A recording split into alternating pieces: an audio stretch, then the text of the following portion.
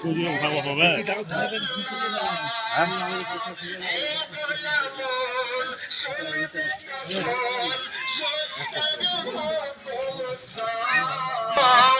শুনবে কখন সংস্কার হুকুম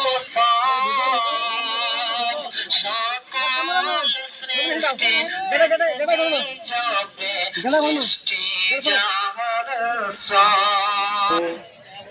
আমার জন্য কাঁদলে মাগো, আমার জন্য কাঁদলে মাগো সারাটি জনম। কোথায় গেলে পাবো আমি এমন আপনজন, কোথায় গেলে পাবো আমি এমন আপনজন।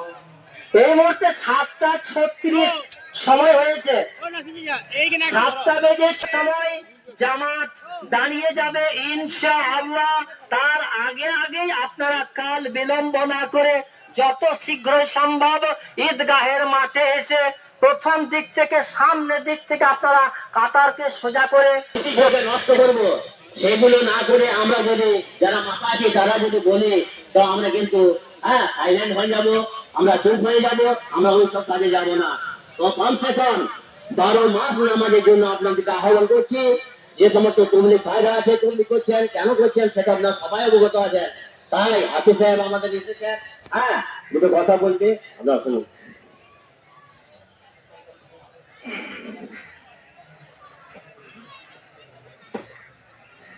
أعوذ بالله من الشيطان